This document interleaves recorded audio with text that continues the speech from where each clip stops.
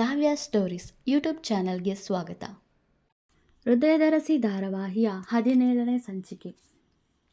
ಹ, ನೀನು ಇತ್ತೀಚೆಗೆ ತುಂಬ ಕಾಮಿಡಿ ಮಾಡೋಕೆ ಶುರು ಮಾಡಿದ್ದೀಯಾ ಎಂದು ವೇದ ನಗುತ್ತಾ ಹೇಳಿದಾಗ, ನಾನು ಕಾಮಿಡಿ ಮಾಡ್ತಿಲ್ಲ, ಸೀರಿಯಸ್ ಆಗಿ ಹೇಳಿದ್ದು, ನಿಜವಾಗ್ಲೂ ಡಿವೋರ್ಸ್ ಕೇಳ್ತಿದ್ದೀನಿ ಭುವಿ ಹೇಳಿದಳು.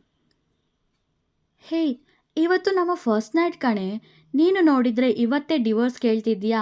ನಾನು ನಮ್ಮ ಮಕ್ಕಳಿಗೆ ಏನು ಹೆಸರಿಡೋದು ಅಂತ ಯೋಚನೆ ಮಾಡ್ತಿದ್ರೆ ನೀನು ನನ್ನ ಬಿಟ್ಟು ಹೋಗೋದ್ರ ಬಗ್ಗೆ ಯೋಚನೆ ಮಾಡ್ತಿದ್ದೀಯಾ? ಏನಿದು? ವೇದ ಕೇಳಿದಾಗ, ನನಗೆ ನಿನ್ನ ಜೊತೆ ಇರೋಕೆ ಇಷ್ಟ ಇಲ್ಲ, ನನ್ನನ್ನು ನೀನು ಅರ್ಥನೇ ಮಾಡ್ಕೊಂಡಿಲ್ಲ ಅಂದ ಮೇಲೆ ಮುಂದಿನ ಜೀವನ ನಡೆಸೋದು ಕಷ್ಟ, ಅದಕ್ಕೆ ಡಿವೋರ್ಸ್ ಕೇಳಿದೆ ಭುವಿ ಹೇಳಿದಳು. ನಾನು ಕೊಡಲ್ಲ, ನನಗೆ ನೀನು ಬೇಕು.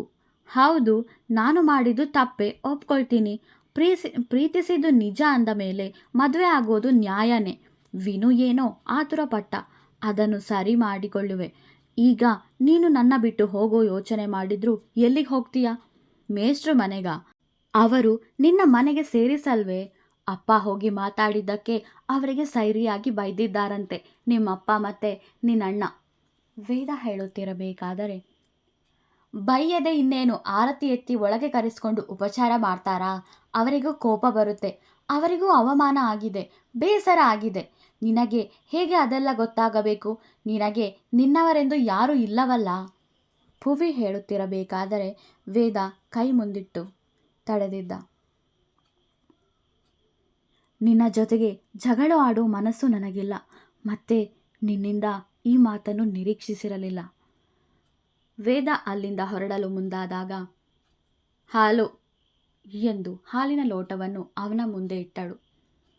ನೀನೇ ಕುಡಿ, ನನಗೇನು ಬೇಡ ಕೋಪದಿಂದ ಹೇಳಿದನು ವೇದ.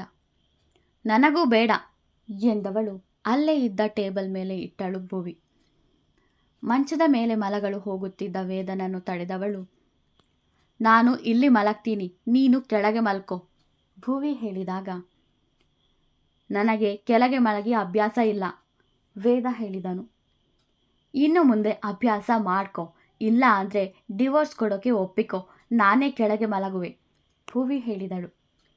ಸರಿ, ನೀನೇ ಮೇಲೆ ಬಿದ್ಕೋ ಎಂದವನು ಚಾದರ ಮತ್ತು ದಿಂಬು ಹಿಡಿದು ಬಾಲ್ಕನಿಯತ್ತ ನಡೆದ. ಎಲ್ಲಿಗೆ ಹೋಗ್ತಿದ್ದೀಯಾ ಭುವಿ ಕೇಳಿದಾಗ, ಎಲ್ಲಿಗಾದರೂ ಹೋಗ್ತೀನಿ, ನಿನಗ್ಯಾಕೆ? ನಾನು ಇಲ್ಲಿರೋದು ನಿನಗೆ ಇಷ್ಟ ಇಲ್ಲ ಅಲ್ವಾ? ಬಾಲ್ಕನಿಯಲ್ಲಿ ತುಂಬ ಜಾಗ ಇದೆ, ಅಲ್ಲೇ ಮಲ್ಕೊಳ್ತೀನಿ, ನಿನ್ನಷ್ಟು ಆ ಸೊಳ್ಳೆಗಳು ಕಾಟ ಕೊಡಲ್ಲ ವೇದ ಹೇಳಿದಾಗ, ಅಲ್ಲಿ ಯಾಕೆ? ತುಂಬ ಚಳಿ ಇದೆ, ಇಲ್ಲೇ ಮಲ್ಕೋ ಭುವಿ ಹೇಳಿದಳು. ಬೆಡ್ ಮೇಲಾ ವೇದ ಕೇಳಿದನು. ಕೆಳಗಡೆ ಎಂದಳು ಭುವಿ. ಹೋಗೆ, ಮಾತಾಡಬೇಡ ನನ್ನ ಜೊತೆ, ಏನೇನೋ ಹೇಳ್ತೀಯ, ಬೇಜಾರಾಯಿತು ನನಗೆ ಎಂದವನು ಹೊರಗೆ ಹೋಗಿ ಬಾಲ್ಕನಿಯಲ್ಲೇ ಚಾಪೆ ಹಾಸಿ ಮಲಗಿದನು. ನಾನೇನಾದರೂ ಓವರಾಗಿ ಆಡ್ತಾ ಇದ್ದೀನ? ಪಾಪ ವೇದಾಗೆ ತುಂಬ ಕಷ್ಟ ಕೊಡ್ತಿದ್ದೀನಿ. ಬಾಯಿ ತಪ್ಪಿ ಏನೇನೋ ಮಾತಾಡಿದೆ, ಬೇಜಾರು ಮಾಡಿಕೊಂಡ. ಹೊರಗಡೆ ಬೇರೆ ಮಲ್ಕೊಳ್ತೀನಿ ಅಂತ ಹೋದ, ತುಂಬ ಚಳಿ ಇದೆ, ಶೀತ ನೆಗಡಿ ಆಗುತ್ತೆ. ಅಲ್ಲ, ನಾನೇನೋ ಹೊರಗಡೆ ಮಲ್ಕೊಳ್ಳೋಕ್ಕೆ ಹೇಳಿದ್ನ? ಇಲ್ಲೇ ಮಲ್ಕೊಳ್ಳೋಕ್ಕೆ ಹೇಳಿದ್ದು, ಇವನ್ಯಾಕೆ ಹೊರಗಡೆ ಹೋಗಬೇಕಿತ್ತು? ಇಲ್ಲೇ ಮಲ್ಕೊಳ್ಬಹುದಿತ್ತಲ್ಲ. ಹೋಗಿ ಕರೀಲ? ಬೇಡ, ಮೊದಲೇ ಪೋಲಿ ಆಫೀಸರ್, ಅಲ್ಲೇ ಮಲ್ಕೊಳ್ಳಿ, ಆಮೇಲೆ ಬೆಡ್ಶೀಟ್ ಹಾಕ್ತೀನಿ ಎಂದು ಮನಸ್ಸಲ್ಲೇ ಮಾತಾಡಿಕೊಂಡವಳು ತಾನು ಚಾಪೆ ಹಾಸಿ ಮಲಗಿದಳು. ಇತ್ತ ಚೇತನ ಮನೆಯ ಬಳಿ ಬಂದಿದ್ದ ವಿನು. ಅವಳು ಬಾಲ್ಕನಿಯಲ್ಲಿ ನಿಂತಿದ್ದಳು, ಅವನು ಗೇಟಿನ ಬಳಿ ನಿಂತಿದ್ದ. ಒಂದೇ ಒಂದು ಬಾರಿ ಕೆಳಗಿಳಿದು ಬಾ, ನೈಟ್ ರೈಡ್ ಹೋಗಿ ಬರೋಣ ಎಂದನು ವಿನು. ಇಲ್ಲ, ಅಪ್ಪ ಅಮ್ಮ ಇಲ್ಲೇ ಇದ್ದಾರೆ, ನಾನು ಬರಲ್ಲ ಚೇತು ಹೇಳಿದಾಗ, ಪ್ಲೀಸ್ ಕಣೆ, ಮತ್ತೆ ಕರೆಯಲ್ಲ ಎಂದನು ವಿನು. ಇಲ್ಲ, ನಾನು ಬರಲ್ಲ, ನಾನು ಯಾಕೆ ಬರಬೇಕು? ನಾನೇನು ನಿನ್ನ ಲವ್ವರ, ನೀನು ಕರೆದ ತಕ್ಷಣ ಬರೋಕೆ? ನಾನಿನ್ನೂ ನಿನ್ನ ಪ್ರೀತಿ ಒಪ್ಪಿಕೊಂಡಿಲ್ಲ, ಮತ್ತೆ ಹೇಗೆ ನನ್ನನ್ನು ನೀನು ಕರೆಯೋದು? ಹೋಗೋ, ಬರಲ್ಲ ಎಂದಳು ಚೇತು. ಲೇ ಪ್ಲೀಸ್, ಒಂದೇ ಸಲ ಪ್ಲೀಸ್ ಪ್ಲೀಸ್ ಪ್ಲೀಸ್ ವಿನು ಕೇಳಿಕೊಳ್ಳುತ್ತಿದ್ದಾಗ ಅವನ ಫೋನ್ ರಿಂಗ್ ಆಗಿತ್ತು. ಕರೆ ಮಾಡಿದ್ದು ವೇದ. ಏನೋ ನೀನು ಇವಾಗ ಫೋನ್ ಮಾಡಿದ್ದೀಯಾ ಆಶ್ಚರ್ಯದಿಂದ ಕೇಳಿದನು ವಿನು. ಲೋ, ಭುವಿ ಡೈವರ್ಸ್ ಕೇಳ್ತಾವಳೆ ಮಗ, ವೇದ ಹೇಳಿದಾಗ. ಯಾಕಂತೆ, ಏನಾಯ್ತಂತೆ, ವಿನು ಕೇಳಿದನು. ಮದುವೆ ಮಾಡಿಕೊಂಡದ್ದಕ್ಕೆ ಕೋಪ, ನನ್ನ ಬಿಟ್ಟು ಹೋಗೋ ಮಾತಾಡ್ತಿದ್ದಾಳೆ, ಏನಾದರೂ ಮಾಡೋ, ವೇದ ಹೇಳಿದಾಗ. ಏನೋ ನಿಮ್ಮದು ಗೋಳು, ಮದುವೆಗಿಂತ ಮುಂಚೆ ನನಗೇ ಕಷ್ಟ, ಮದುವೆ ಮಾಡಿಸಿದ ಮೇಲೂ ನನಗೇ ಕಷ್ಟ. ನಾನಿಲ್ಲಿ ನನ್ನ ಹುಡುಗಿ ನೋಡೋಕ್ಕೆ ಬಂದಿದ್ದೀನಿ, ನಿಮ್ದೇನೋ ರಗಳೆ, ವಿನು ಕೇಳಿದಾಗ.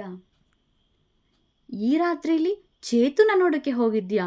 ನಾನಿಲ್ಲಿ ನನ್ನ ಹೆಂಡತಿ ಜೊತೆ ಜಗಳ ಮಾಡಿಕೊಂಡು ಹೊರಗಡೆ ಸೊಳ್ಳೆಗಳ ಹಾಡು ಕೇಳಿಕೊಂಡು ಮಲಗಿದ್ದೀನಿ. ನೀನೇನು ಮಾಡ್ತಿದ್ಯಾ ಅಲ್ಲಿ? ಮೊದಲು ನನ್ನ ಸಂಸಾರ ಸರಿ ಮಾಡು, ಆಮೇಲೆ ನೀನು ಸಂಸಾರ ಕಟ್ಟಿಕೊಳ್ಳೋ ಯೋಚನೆ ಮಾಡು. ಇಲ್ಲ ಅಂದರೆ ಮೊದಲೇ ನಿನ್ನ ಮಾವನಿಗೂ ನಿನ್ನ ಹುಡುಗಿಗೂ ನಿನ್ನ ಕಂಡ್ರೆ ಆಗಲ್ಲ, ನಾನಿನ್ನೂ ಫಿಟ್ಟಿಂಗ್ ಇಟ್ಟು ದೂರ ಮಾಡಿಬಿಡ್ತೀನಿ, ವೇದ ಹೇಳಿದಾಗ. ಯಾವ ಜನುಮದಲ್ಲಿ ಪಾಪ ಮಾಡಿದ್ದೀನಿ ಅಂತ ಈ ಜನುಮದಲ್ಲಿ ನೀನು ನನಗೆ ಸಿಕ್ಕಿದ್ಯೋ, ನಿನ್ನ ಕಾಟ ಸಹಿಸೋಕೆ ಆಗ್ತಿಲ್ಲ, ವಿನು ಹೇಳಿದಾಗ. ನನಗದೆಲ್ಲ ಗೊತ್ತಿಲ್ಲ ಕಣೋ, ನಾಳೆ ಬೆಳಗ್ಗೆನೇ ಮನೆಗೆ ಬರ್ತೀನಿ. ಭುವಿ ಕೋಪ ಕಡಿಮೆ ಆಗೋಕೆ ಏನಾದರೂ ಪ್ಲ್ಯಾನ್ ಮಾಡಿರು, ಇಲ್ಲ ಅಂದರೆ ಪಕ್ಕಾ ನಿನ್ನ ಮಾವನ ಹತ್ರ ಫಿಟ್ಟಿಂಗ್ ಇಡ್ತೀನಿ, ಎಂದವನು ಕರೆ ತುಂಡರಿಸಿದ್ದ. ಬಾಲ್ಕನಿ ಕಡೆಗೆ ನೋಡಿ ಮತ್ತೆ ಚೇತು ಬಳಿ ಮಾತಾಡಲೆಂದು ನೋಡಿದಾಗ ಅವಳು ಬಾಗಿಲು ಹಾಕಿ ಒಳಗಡೆ ಹೋಗಿ ಆಗಿತ್ತು. ಛೇ, ಇವನು ನನಗೆ ಮದುವೆ ಮಾಡಿಸುವ ಎಂದು ನಾನು ಇವನಿಗೆ ಮದುವೆ ಮಾಡಿಸೋಕೆ ಹೋದೆ, ಆದರೆ ಇವನು ಮತ್ತೆ ಏನೇನೋ ಮಾಡಿಕೊಂಡು ಅದನ್ನು ಸರಿ ಮಾಡಲಿಲ್ಲ ಅಂದರೆ ಚೇತು ಅಪ್ಪನ ಹತ್ರ ಫಿಟ್ಟಿಂಗ್ ಇಡ್ತೀನಿ ಅಂತ ಹೇಳ್ತಿದ್ದಾನೆ. ಕರ್ಮ ಕರ್ಮ ಎನ್ನುತ್ತಾ ತನ್ನ ಮನೆಗೆ ಬಂದಿದ್ದ ವಿನು. ನಿದ್ದೆ ಬಾರದೆ ತುಂಬ ಹೊತ್ತು ಹೊರಳಾಡಿದವಳು ಎದ್ದು ವೇದನ ಬಳಿಗೆ ಬಂದಳು. ನೋಡಿ ಬೇಸರವೆನಿಸಿತು. ಬೇರೆಂದು ಚಾದರ ತಂದು ಅವನ ಮೇಲೆ ಹೊದಿಸಿ ಮತ್ತೆ ಹೋಗಿ ಮಲಗಿದಳು. ಈ ವೇದ ನನ್ನ ಮಗಳನ್ನು ಜೈಲಿಗೆ ಹಾಕಿದ್ದರಿಂದ ನನ್ನ ಮಾನ ಮರ್ಯಾದೆ ಎಲ್ಲ ಹೋಯಿತು. ಇವತ್ತು ರಿಸೆಪ್ಷನ್ನಲ್ಲಿ ನನ್ನ ನೋಡಿ ಅಣಕಿಸಿದರು ಎಷ್ಟು, ಜೊತೆಗೆ ಆ ಸುಧಾ ಬೇರೆ. ನನ್ನ ಮಗಳ ಭವಿಷ್ಯ ಹಾಳು ಮಾಡಿ ಇಲ್ಲಿ ಇವನು ಇವನ ಹೊಸ ಸಂಸಾರ ಕಟ್ಟಿಕೊಳ್ಳೋಕೆ ನೋಡ್ತಿದ್ದಾನೆ. ನಾನು ಬಿಡ್ತೀನಾ? ಶಾಂಭವಿ ಒಬ್ಬರೇ ಮಾತಾಡಿಕೊಳ್ಳುತ್ತಿದ್ದರು. ಬೆಳಗ್ಗೆ ಎದ್ದವಳು ವೇದನ ಬಳಿಗೆ ಬಂದಳು. ಆದರೆ ವೇದ ಅಲ್ಲಿ ಇರಲಿಲ್ಲ. ಸ್ನಾನ ಮುಗಿಸಿ ರಂಗೋಲಿ ಇಟ್ಟು ದೇವರಿಗೆ ದೀಪ ಹಚ್ಚಿ ದೇವರ ಪೂಜೆ ಮಾಡುತ್ತಿದ್ದಳು. ಚಂದ್ರಶೇಖರ್ ಎದ್ದು ಬಂದವರು ಅವಳನ್ನು ಗಮನಿಸಿದರು. ಈ ಮನೆಯಲ್ಲಿ 3 ಜನ ಹೆಣ್ಣು ಮಕ್ಕಳಿದ್ರು ಯಾವತ್ತೂ ಈ ರೀತಿ ರಂಗೋಲಿ ಹಚ್ಚೋದಾಗ್ಲಿ ದೀಪ ಇಡೋದನ್ನಾಗಲಿ ನಾನು ನೋಡಿಲ್ಲ. ನನ್ನ ಸೊಸೆ ಬಂದ ಮೇಲೆ ಇದನ್ನು ನೋಡೋ ಭಾಗ್ಯ ಕೊಟ್ಟಿದ್ದಕ್ಕೆ ಧನ್ಯವಾದ ದೇವ್ರೆ. ನನ್ನ ಮಗ ಒಳ್ಳೆ ಸಂಸ್ಕಾರ ಇರೋ ಹುಡುಗಿನೇ ಮನೆಗೆ ಕರೆದುಕೊಂಡು ಬಂದಿದ್ದಾನೆ. ಮನದಲ್ಲೇ ಹೇಳಿಕೊಂಡರು. ಮಗ ಸೊಸೆಯ ಬಗ್ಗೆ ಹೆಮ್ಮೆ ಪಟ್ಟರು ಚಂದ್ರಶೇಖರ್. ಆರತಿ ತಂದು ಅವರಿಗೆ ಕೊಟ್ಟಳು ಭುವಿ. ಇವತ್ತು ನಮ್ಮ ಮನೆಗೊಂದು ಕಳೆ ಬಂತು. ಆ ದೇವರಿಗೆ ಭಕ್ತಿಯಿಂದ ದೀಪ ಹಚ್ಚದೆ ಎಷ್ಟೋ ಕಾಲವಾಗಿತ್ತು. ಇವತ್ತು ನೀನು ದೀಪ ಹಚ್ಚಿದ್ದು ದೇವರಿಗೂ ಖುಷಿಯಾಗಿರಬಹುದು. ಇನ್ನು ಮುಂದೆ ಹೀಗೆ ಇರಲಿ ಎಂದರು ಚಂದ್ರಶೇಖರ್. ಅಲ್ಲೇ ನಿಂತುಕೊಂಡು ಕಿಡುಕಾರಿ ನೋಡುತ್ತಿದ್ದರು ಸುಧಾ ಹಾಗೂ ಶಾಂಭವಿ. ಇವರಿಗೂ ಕೊಡಮ್ಮ, ಯಾವಾಗಲೂ ಜಗಳ ಮಾಡಿಕೊಂಡೇ ಇರ್ತಾರೆ, ದೇವರು ಸ್ವಲ್ಪನಾದರೂ ಬುದ್ಧಿ ಕೊಡಲಿ ಎಂದರು ಚಂದ್ರಶೇಖರ್ ನಗುತ್ತಾ.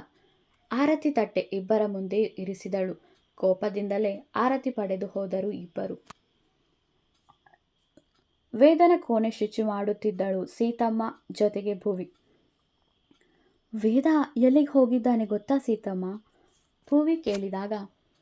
ಅವರು ಪ್ರತಿದಿನ ಜಾಗಿಂಗ್ಗೆ ಹೋಗ್ತಾರೆ ಎಂದರು ಸೀತಮ್ಮ. ಹೌದಾ, ಸರಿ ಸೀತಮ್ಮ, ಈ ಹಾಲನ್ನು ಚೆಲ್ಲಿ ಈ ಲೋಟವನ್ನು ಶುಚಿ ಮಾಡಿ ಎಂದು ಕೊಟ್ಟಳು ಭುವಿ.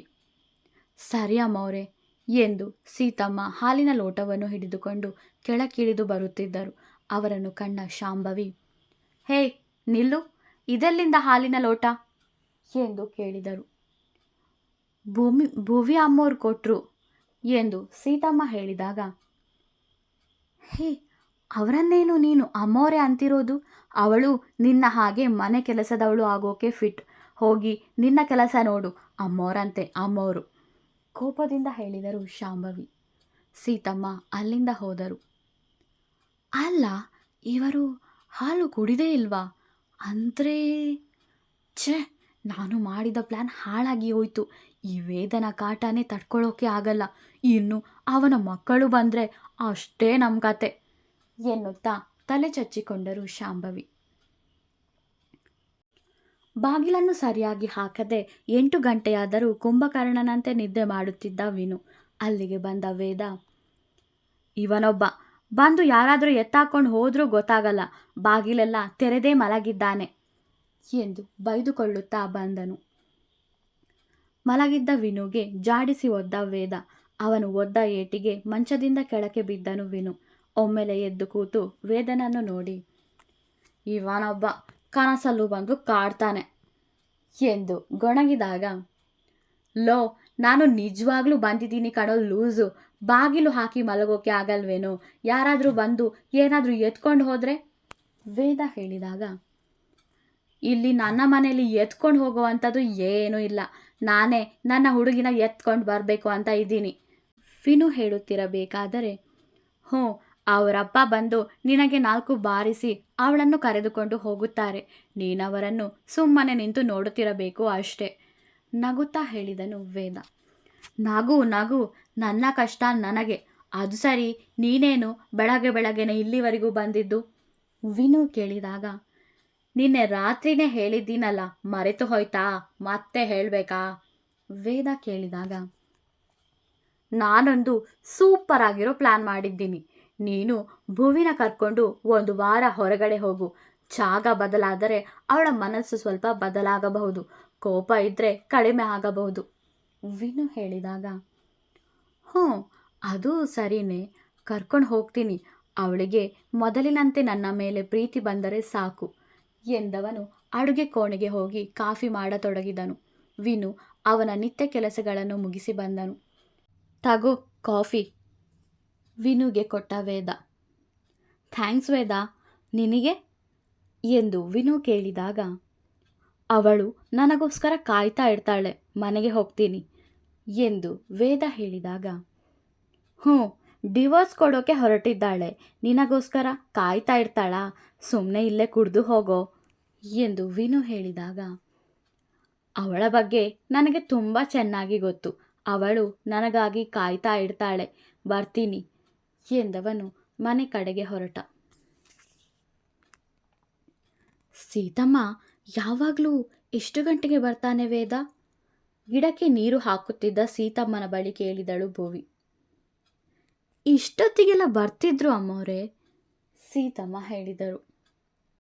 ಹೌದಾ, ಮತ್ತೆ ಇವತ್ತೇನೋ ಇನ್ನೂ ಬಂದೇ ಇಲ್ಲ?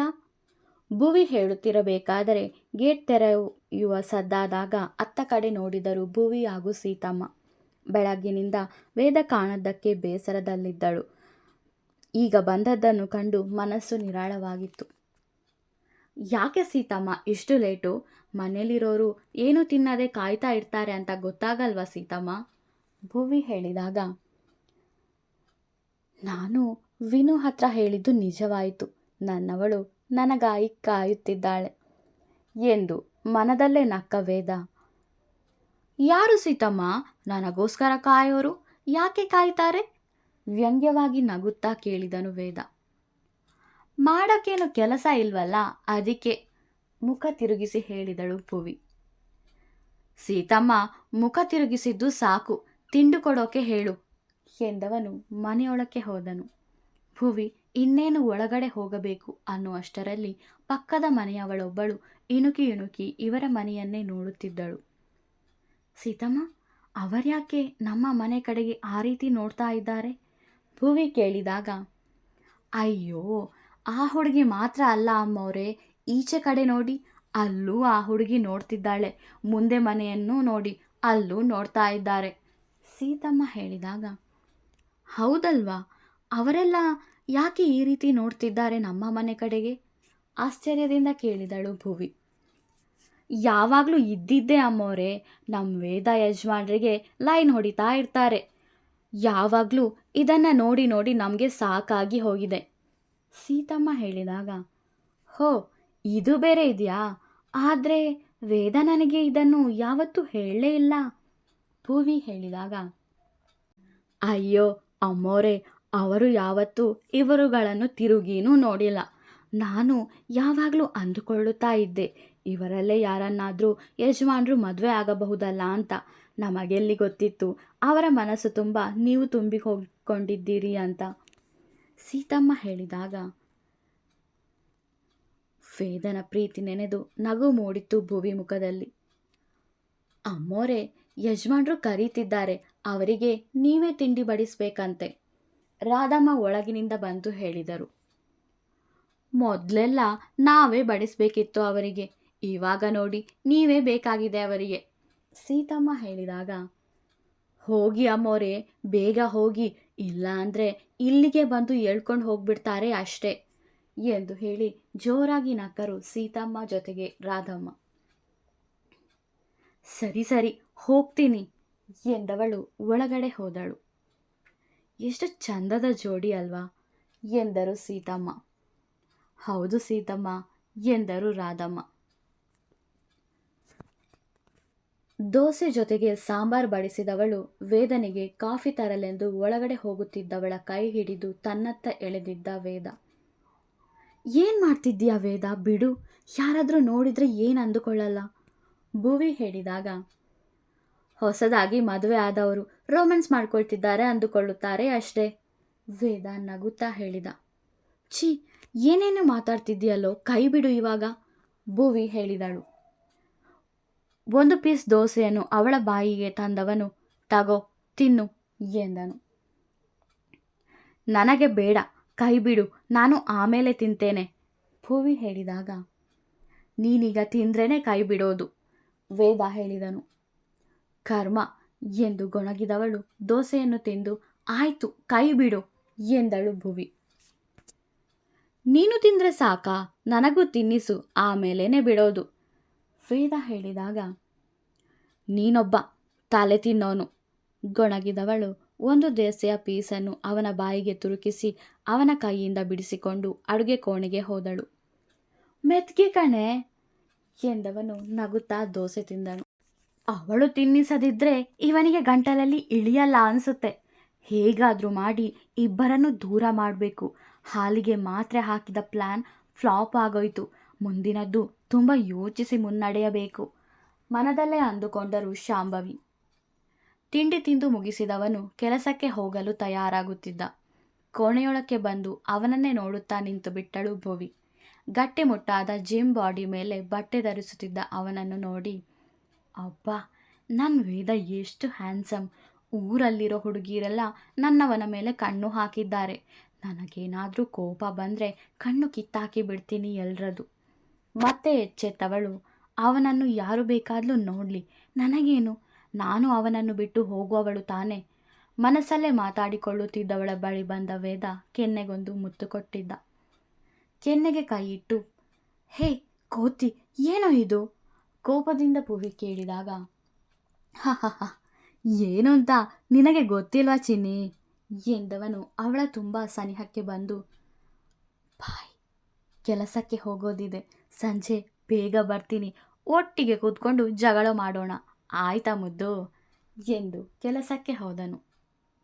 ಛೇ, ಇವನಿಂದ ದೂರ ಹೋಗಬೇಕು ಅಂದರೆ ಇವನು ನನಗೆ ತುಂಬ ಹತ್ತಿರ ಬರುತ್ತಾ ಇದ್ದಾನೆ. ಹೇಗಪ್ಪ ಇವನಿಂದ ದೂರ ಆಗೋದು? ಡಿವೋರ್ಸ್ ಕೇಳಿದ್ದಕ್ಕೆ ಕೊಡಲ್ಲ ಅಂದ. ನಾನೇ ಇವನಿಂದ ದೂರ ಹೋಗಲ್ಲ. ನನ್ನ ಕಷ್ಟ ನನಗೇ ಇರಲಿ, ಅದನ್ನು ಇವನಿಗೆ ಹೇಳಿ ಇವನಿಗೆ ಮತ್ತಷ್ಟು ನೋವು ಕೊಡುವುದು ಬೇಡ. ನಾನೇ ಇವನಿಂದ ದೂರ ಹೋಗ್ತೀನಿ. ಹೌದು, ಅದೇ ಸರಿ, ಒಬ್ಬಳೇ ಮಾತಾಡಿಕೊಂಡಳು ಭುವಿ. ಮನೆಯಿಂದ ಹೊರಟವನು ಸೀದಾ ಕಮಿಷನರ್ ಕಚೇರಿಗೆ ಬಂದ. ಸರ್, ಏನೋ ಹೊಸ ಕೇಸ್ ಅಂದಿದ್ರಿ, ಏನು ಸರ್ ಅದು? ವೇದ ಕೇಳಿದನು. ತಗೊಳ್ಳಿ ಈ ಕೇಸ್ ಫೈಲ್. ನಮ್ಮ ಊರಿನಲ್ಲಿ ಇತ್ತೀಚೆಗೆ ಚಿಕ್ಕ ಮಕ್ಕಳ ಕಿಡ್ನಾಪ್ ಹೆಚ್ಚಾಗಿ ಕಂಡುಬರುತ್ತಿದೆ. ಮಕ್ಕಳನ್ನು ಕಿಡ್ನಾಪ್ ಮಾಡಿ ಹೊರದೇಶಕ್ಕೆ ರವಾನಿಸಿ ಅವರ ಅಂಗಾಂಗಗಳನ್ನು ತೆಗೆದು ಮಾರಾಟ ಮಾಡುವರು ಎಂದು ನಮಗೆ ಮಾಹಿತಿ ಸಿಕ್ಕಿದೆ. ನೀವು ಯಾವುದೇ ಕೇಸ್ ಆದರೂ ವೇಗವಾಗಿಯೇ ಕಂಡುಹಿಡಿಯುತ್ತೀರಿ. ಅದಕ್ಕಾಗಿ ಈ ಕೇಸನ್ನು ನಿಮಗೆ ನೀಡುತ್ತಿದ್ದೇನೆ. ನೀವು ಇದನ್ನು ಹ್ಯಾಂಡಲ್ ಮಾಡಿ. ನಿಮ್ಮ ಸಹಾಯಕ್ಕೆ ಹೊಸದಾಗಿ ಒಬ್ಬರನ್ನು ಅಪಾಯಿಂಟ್ ಮಾಡಿದ್ದೇವೆ. ಇವರೇ ಸಂಜಯ್. ಕಿರಣ್ ಜಾಗಕ್ಕೆ ಇವರು ಬರುವರು. ನಿಮ್ಮ ಸ್ಟೇಷನ್ನಲ್ಲೇ ಇರುತ್ತಾರೆ. ಮೊದಲು ಮಂಡ್ಯದಲ್ಲಿದ್ದರು, ಈಗ ಇಲ್ಲಿಗೆ ಟ್ರಾನ್ಸ್ಫರ್ ಆಗಿದ್ದಾರೆ. ಕಮಿಷನರ್ ಮನೋಹರ್ ಹೇಳಿದಾಗ, ಟ್ರಾನ್ಸ್ಫರ್ ಆಗಿದ್ದಲ್ಲ, ನನ್ನ ಕೆಲಸ ನೋಡಿ ಟ್ರಾನ್ಸ್ಫರ್ ಮಾಡಿಸಿಕೊಂಡಿದ್ದಾರೆ. ನಾನು ಇಲ್ಲಿಯವರೆಗೆ 15 ಎನ್ಕೌಂಟರ್ ಮಾಡಿದ್ದೇನೆ. ನಾನು ನಿಮಗಿಂತ ಕಡಿಮೆ ಇಲ್ಲ ಮಿಸ್ಟರ್ ವೇದಾಂತ್, ಅಹಂಕಾರದಿಂದ ನುಡಿದನು ಸಂಜಯ್. ಅವನನ್ನೊಮ್ಮೆ ಮೇಲಿಂದ ಕೆಳಗಿನವರೆಗೂ ನೋಡಿದವನು, ಸಿಕ್ಕಾಪಟ್ಟೆ ಕೊಬ್ಬಿದೆ.